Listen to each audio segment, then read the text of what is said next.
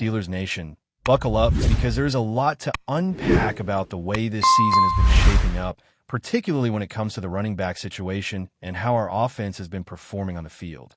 Fans have been vocal, shouting from the stands or from their couches about wanting Jaylen Warren to see more action. The calls for him to be on the field are loud and consistent, and it's easy to see why. Warren's story has all the elements of a feel-good narrative. Undrafted, coming out of training camp, showing flashes of brilliance in preseason games, only to find himself suddenly behind Najee Harris on the depth chart.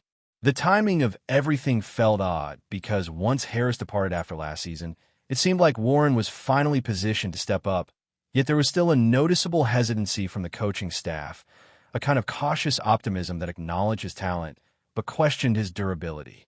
By the time summer rolled around, Warren had secured a 2-year contract extension worth over $17 million, $12 million of that guaranteed. This seemed to solidify the message that he was a central piece of the offense, even after the team brought in Kenny Gainwell and drafted Caleb Johnson. The signs pointed to Warren being the guy, the one ready to carry the backfield responsibilities. Yet the early part of the season has told a more complicated story. In his first 4 games, Warren's yardage totals were 37, 48, 47, and 52 yards respectively, with the 4th game being the most frustrating moment when he was held out entirely in Dublin. Despite his readiness and willingness to play, the coaches made the call to rest him, emphasizing the notion that Warren is not a horse, he is not Najee, and in that moment, the hierarchy of the offense seemed to reset itself. Meanwhile, Gainwell shined during that same game, posting impressive numbers with 19 carries for 99 yards, averaging over 5 yards per rush, scoring twice, and adding 35 receiving yards on 6 catches. His versatility was on full display, fulfilling the promise that the staff, particularly Arthur Smith, had seen in him long before the season began.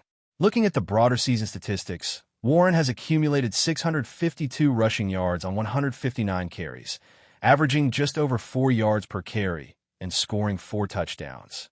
He has also contributed significantly through the air with 30 receptions for 277 yards, highlighted by a 65-yard reception against the Ravens. Gainwell, on the other hand, has compiled 371 rushing yards, also scoring 4 touchdowns and adding nearly the same amount of receiving yardage with 50 catches totaling 286 yards. The numbers alone might suggest a close race, but they only tell part of the story. The real issue isn't about individual talent or even the style differences between the two backs. It's about the conditions under which they are expected to succeed. When the offensive line has been adjusted or reinforced, whether through extra blockers, creative formations, or the strategic use of personnel like Spencer Anderson or Darnell Washington, both Warren and Gainwell have been able to gain yards. Without those adjustments, however, the running game has struggled mightily, often producing next to nothing despite the skill on the roster. Take, for example, the recent game in Baltimore against a Ravens defense that allows an average of 111 rushing yards per game. The Steelers were held to 34 yards on 17 carries, barely surpassing a 2-yard average. Warren, Gainwell, and Johnson combined for a negligible total, demonstrating that the issue was not with the backs themselves, but with the line's inability to create openings consistently. Even when standout performances occurred, like Zach Frazier's elite run blocking, the surrounding support failed, leaving the backs staring at nothing but defenders. The contrast is stark when the coaches introduce clever formations or additional blockers, illustrating that the running backs are more than capable of producing when the circumstances are optimized. The current state of the offense highlights a crucial point. The Steelers have 2 players fully capable of carrying the ball effectively, yet systemic issues within the line and the overall scheme have prevented that potential from fully translating into results on the field. Beyond the running back discussion, there are other narratives that have captured fan attention this season, like the resurgence of James Pierre. Pierre's journey has been nothing short of remarkable, moving from being cut after training camp to now ranking among the top defenders statistically. His turnaround can be attributed to several factors, including his relentless preparation, time spent mastering the game during his tenure on special teams, and unwavering support from coaches like Danny Smith, who recognized his potential and ensured he remained part of the roster.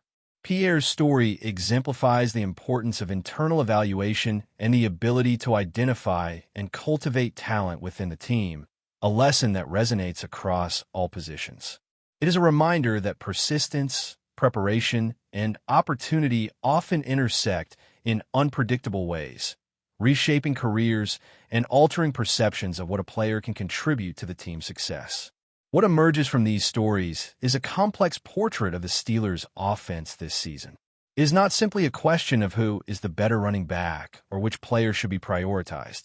It is a reflection of the broader challenges in executing a consistent running game, balancing player potential with strategic decisions, and adjusting in real time to opponents who are equally committed to stopping the Steelers' ground attack. Every yard gained or lost tells a story about preparation, execution, and adaptability. Fans may see individual plays and question decisions, but the underlying dynamics often extend far beyond what happens in a single moment on the field. The narrative is shaped equally by talent, coaching, and the sometimes frustrating reality that football is a team sport where the whole often determines what the parts can achieve. This season has also highlighted the importance of situational awareness and in-game adjustments. The moments when the offensive line has succeeded in creating opportunities for Warren or Gainwell are instructive, showing that with proper support, both players can produce significant gains. When the line fails to execute or when defensive schemes neutralize the initial play design, the back's talents are rendered almost irrelevant, underscoring the collaborative nature of football and the delicate balance required to maximize performance. Every game becomes a case study in preparation, adaptability, and execution, reminding fans that talent alone is not enough to carry a team to victory. One cannot overlook the interplay between individual preparation and collective execution. Jaylen Warren's journey has been a testament to resilience and readiness, showing up every practice, every drill, and every preseason moment with determination. Yet despite his consistency, the early part of the season has made it clear that raw talent alone does not dictate who thrives on Sundays. Gainwell has also demonstrated his versatility, his ability to contribute both as a rusher and as a receiver, making him a valuable asset in multiple formations. The challenge is that when the line falters or the play design doesn't maximize their strengths, their abilities are underutilized, leaving fans to speculate not about their skill, but about the coaching strategies that determine their opportunity. It is a scenario that generates passionate debate among Steelers Nation, sparking discussions about who deserves the starting role and how to balance talent with tactical decision-making.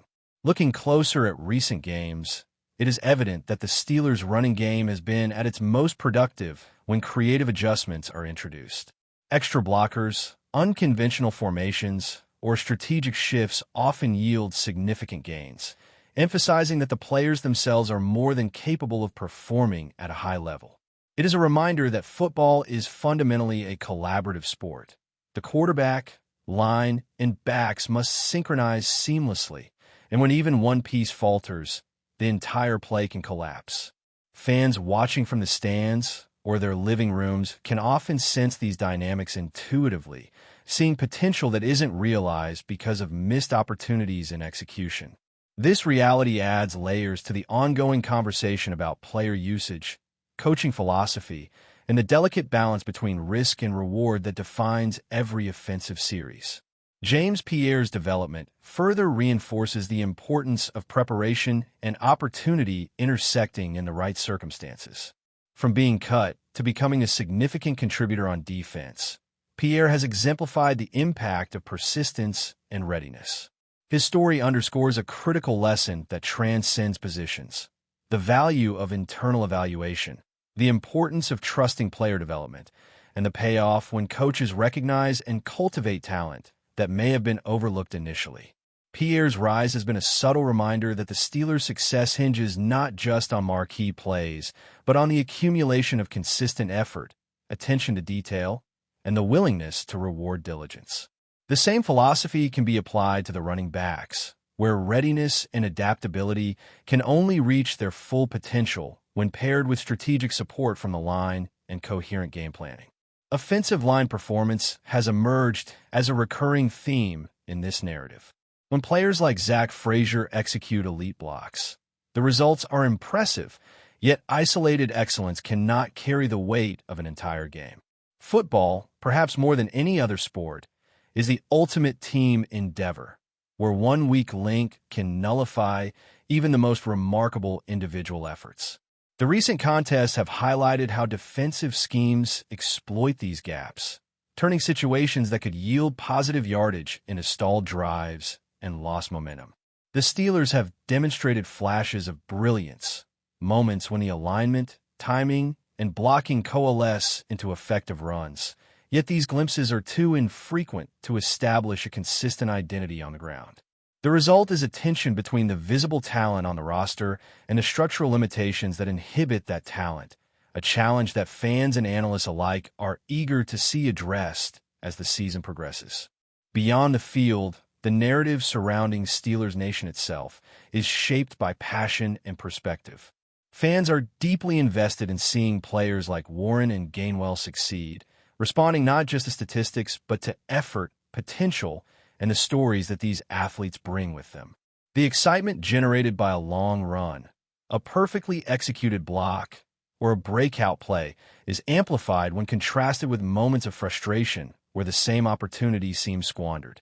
This emotional connection to the game, to the players, and to the outcomes creates a feedback loop that influences perception, conversation, and even expectations for coaching decisions.